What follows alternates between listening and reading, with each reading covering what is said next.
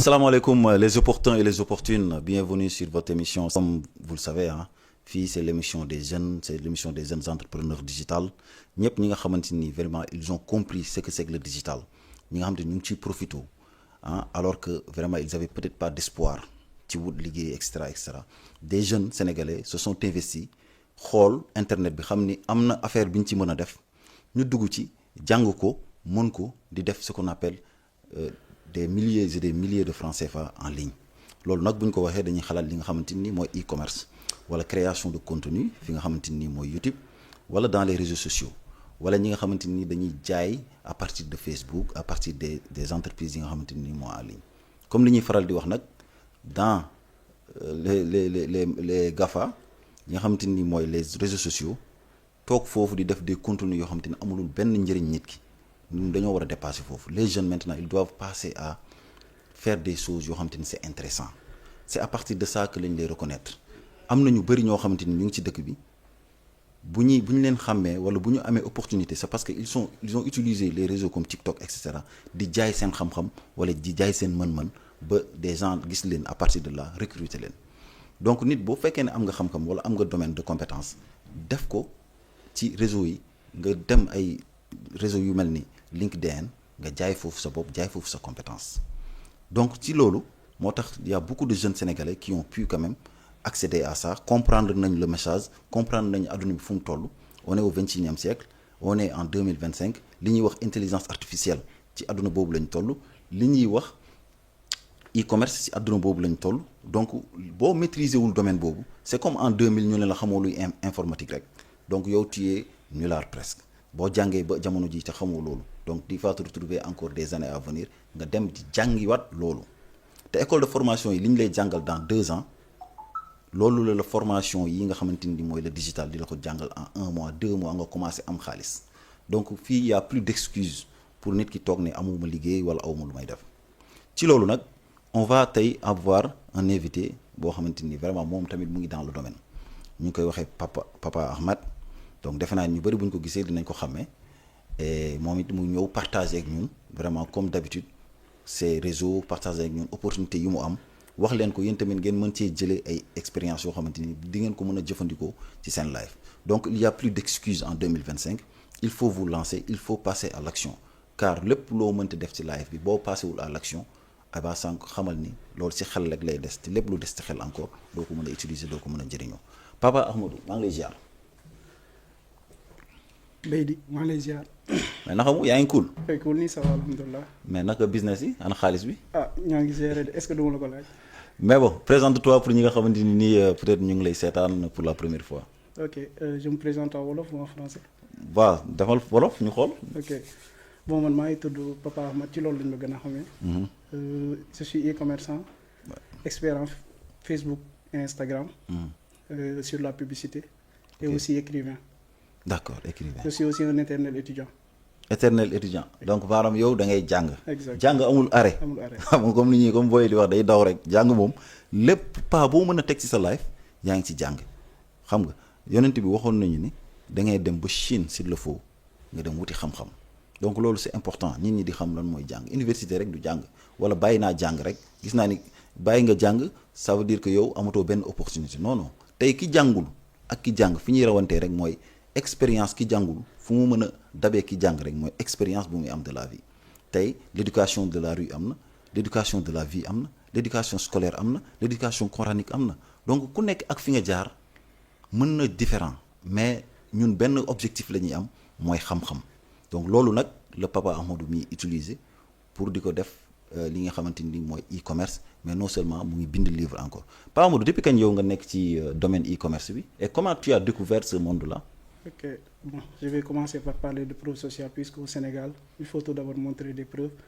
Bon, actuellement, j'accompagne les e-commerçants ou bien les marques au niveau d'Afrique francophone, c'est comme ça que je peux le dire. Et l'an passé juste, certains de mes clients ont dépassé la barre de 50 millions de francs CFA de chiffre d'affaires réel. 50 millions de CA. Exactement. En 2024 bi wala 2024 2024 bi nii jàll. waaw fii Sénégal la wala en Afrique. fii Sénégal, exactement. waaw mais loolu c'est incroyable. Voilà. Maintenant, pour ce qui est de l'e-commerce, je l'ai découvert presque en 2021, mais c'était de manière inconsciente. Ok. Genre, la plupart, comme tout jeune, à chaque fois, on va sur Internet, on écrit comment faire de l'argent en ligne. Ouais. Maintenant, quand j'ai tapé sur ça, j'ai vu qu'il y avait beaucoup d'opportunités, dropshipping, SMMA, Wow. e-commerce, etc. Et j'ai testé beaucoup de business models, mais la majorité, j'ai échoué là-dessus. Même pour le dropshipping, au début, j'ai échoué aussi. Maintenant, au fil du temps, j'ai commencé à vendre en ligne à travers les stories WhatsApp. J'avais commencé avec un sac que je vendais à 12 000. Ensuite, j'ai vu même que la qualité était à moyenne. Mais yo, attends. Donc découvrir mais li nga wax ni comme formation loolu 2024 la mais loolu yëpp ci en 2021 la commencé. Exact. Ok donc 2021 nga découvrir li nga xamante ni mooy e-commerce. Exact. mais jamono jooju yaa ngi doon jàng. Waaw. yaa ngi doon jàng quoi yaa ngi. waaw exactement maa ngi doon jàng mais après tout juste ma commencé def stage et tout ma dem ba si yàgg ma nekk chômage technique boo seetloo la plupart jeunes yi li tax ñi gën a dugg ci en ligne mooy prise de conscience dans en fait. par exemple da ngay jékki-jékki toog ba si yàgg nga gis ne sa life genre yow yaa ko war a changer c'est pas quelqu'un d'autre qui viendra te sauver. te man prise de conscience boobu noonu moo tax automatiquement 2021 exactement ma c'est commencé Covid bi quoi. exactement ma commencé réfléchir gis ne kenn du ma dimbali amul tonton amul papa amul nii alors que bon on sait bel et bien qu'ici au Sénégal genre la plupart dañuy yaakaar ne genre suñ proche yi ñoo lay buux c'est bel et bien possible mais la plupart tamit góor genre yow yaa war a yëkkati sa bopp quoi léegi nag après bu ñu la ci fekkee ku la bëgg dimbali la mais li ëpp solo mooy yow nga pousse sa bopp d'abord te la plupart boo jugee dëgg nga intentionnel carrément genre la plupart mais yow da nga def formation wala da nga seetaan ay vidéo rek pour comprendre e-commerce bi nu muy demee. bon pour ce qui est pour ce qui est de l'e-commerce moom à chaque fois dama koy wax même sama dernière interview avec Coach Profé je dis que pour une compétence pour l'acquérir il faut toujours se former. Ok. Maintenant pour ce qui est des formations aussi qu'on se dise la vérité il y a beaucoup de gens bon ils vendent du rêve te man ñam naa ci en fait fay formation après yoo xamante ne genre ça te sert à Sénégal. Pas Sénégal mais wala en ligne quoi formation en ligne exactement la plupart du temps man c'est cher hein. voilà c'est cher carrément rien que l'an passé par exemple dépensé naa $1000 en formation. waaw $1000 c'est à peu près. 650 000 600 000. voilà exactement te $1000 yooyu noonu. donc yaa ngi continuer di former si e-commerce bi wala ci beneen si domaine lépp peut-être. domaine yëpp e-commerce lu mu munti doon mais la plupart tamit da ngay fay ba pare te bon. te doo am résultat bi voilà nga xaar exactement. quoi donc yow à partir de 2021 ban formation nga jël boo xamante ni bii am nga ci benn compétence pour. bon je dirais que formation dropshipping la en fait. Dropshipping. voilà mais léegi dropshipping jamono jooju c'était compliqué de le faire fii hein. oui exactement ici c'est compliqué mais ça peut se faire à l'extérieur. Donc maintenant da nga koy jël comme ni ñuy wax en fait loolu la ñuy woowee la modélisation Anthony Robbins loolu lay wax mu ne si vous voulez réussir vous devez juste prendre un modèle qui a déjà réussi et vous l'adapter par rapport à votre personne. loolu lu muy tekki encore. mooy maanaam waroo di comprendre nit ki nii la def rek da nga koy copier. da ngay jël moom ni mu def ba réussir léegi yow nga adapté ko par rapport ak sa personne ak sa situation supposons dropshipping nit ñi par en ligne la ñuy paye. man ma gis ne ici au Sénégal c'est un peu compliqué. léegi même produit yoo xam te ne je vois que ça résout un problème moom laay jël andi ko Afrique Sénégal léegi def ko paiement à la réception. par exemple mais dropshipping. ak e-commerce am na différence. exactement loolu tax ma expliqué. donc vas-y léegi yow on était dans le e-commerce nga def formation pour am kii mais en ligne nga ko def formation. exact pour mën a jënd ci ban plateforme encore.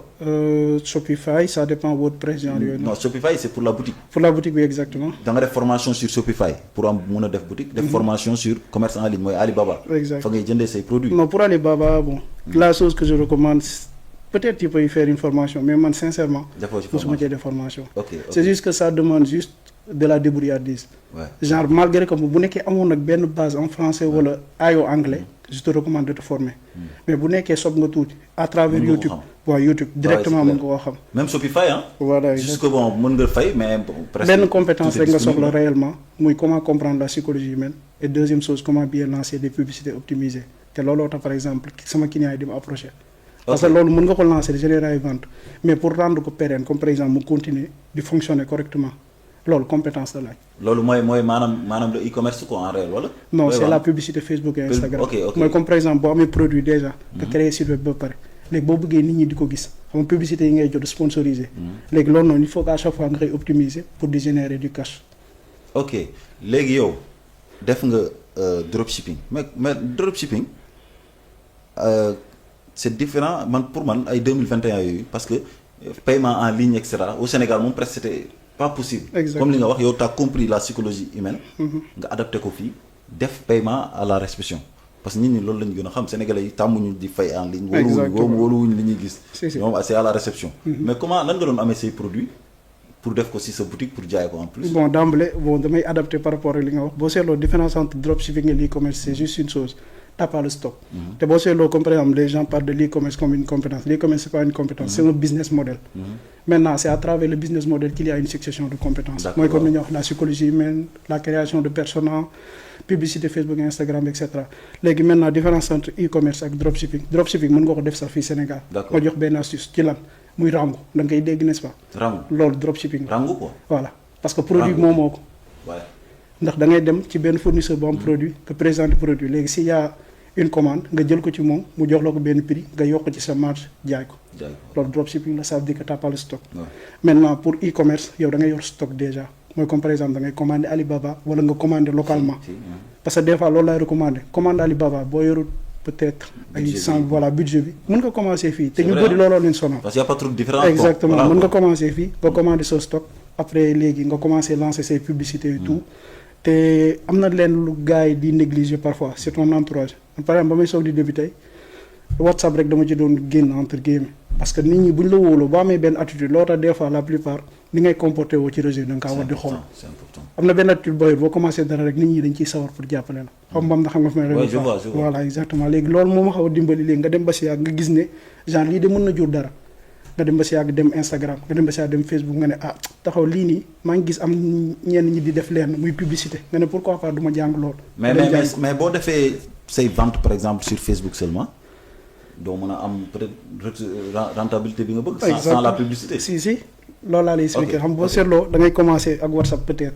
mais léegi du commandé ma la parce que léegi monde bi daa évolué ba nga xam te ne mën nga ñëw vite fait jàng yooyu noonu mais man j'ai appris à la dure loolu tax ñu bëri dama leen di wax naan leen n'essayez pas d'apprendre tout par vous-même. Apprenez des gens qui ont déjà passé par le séminaire qui ont réussi parce que boo seetloo boo ñëwee du ma ne la rek commencer la story WhatsApp damay naan la créer sa site alors que man loolu amoon prise de conscience boobu noonu WhatsApp laa commencé après ma dem ba si yàgg di jaay Instagram après nga dem ba si yàgg gis ne Instagram am na publicité ngay lancer publicité Facebook ak Instagram après nga dem ba si yàgg gis ne temps bi ngay tontu message day metti te des fois ñu bëri dañu lay perdre le temps surtout nekkul comme par exemple bu la 1000 personnes contacté nekkul 1000 yëpp ay jënd 10 yi ñoo jënd wala 100 donc supposons mu nekk site web nga optimiser ko donc automatiquement quand une personne entre dessus day ñëw directement gis ne sa produit baa ngi nii lii lay jar mu jox la turam jox la adresse am nga woo ko directement nga livrer ko donc là tu gagnes du temps de l'argent et aussi tu économises beaucoup de choses.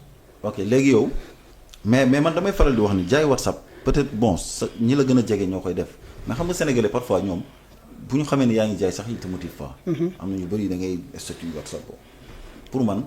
adduna bi weesu na foofu. exact maanaam boo demee di def chaque jour statut WhatsApp. benn mbir chaque jour nga koy def. boo moytuwul bu yàggee kenn du xoolati sa WhatsApp. parce que dañuy xam ni kii moom bu ay publicité rek lay def. ay jaay rek lay def. exact donc c'est important nit ñi léegi mën a adapté bi ci adduna bi. te maanaam nit ñi ñu gis benn produit ci mbedd bi jënd ko moo leen di gënal parfois ñu gis ku ñu xam di jaay produit bi ñu jënd. exact parce que suñu état d'esprit moo demee noonu. exact tu vois ce que je veux dire. donc li ñu war a comprendre mooy les ventes en ligne. Facebook Ads TikTok. ak Instagram am na lu ñuy wax campagne publicitaire. exact te yow déjà am nga ci expérience. loolu yaa ngi def des formations sur ça. voilà exactement. ok te yow nee nga formé nga à peu près des gens qui ont gagné plus de 50 millions. voilà non loolu c'est de l'accompagnement. c'est de l'accompagnement. C'est des marques qui viennent vers moi. et qui veulent scaler leur business et ils me disent par exemple Ahmad actuellement je fais un chiffre d'affaires de 300 000 500 000 par mois. Je vais atteindre 1 million voire 10 millions. ok parce que j'ai des clients qui font 10 millions par mois. ok voilà maintenant à partir de là moi je vais scaler le business à travers Meta Ads autrement dit Facebook et Instagram comme vous l'avez dit à travers aussi Google Ads. ok et aussi à travers l'emailing. bah oui c'est l'emailing bon c'est une compétence que beaucoup de gens négligent. Par exemple il y a beaucoup de gens ils vendent juste pour vendre mais ils oublient qu'ils ont les coordonnées de leurs clients. Et on dit le plus souvent en marketing qu'il est plus facile de convertir un client existant que de convertir un prospect. Donc pourquoi pas, puisque la personne a déjà acheté chez vous, vous lui proposez d'autres produits ou bien vous essayez de faire une sorte de relation avec cet client pour qu'il vous recommande. Et quand un client est satisfait, il revient pour acheter, il vous recommande et il vous propose aussi.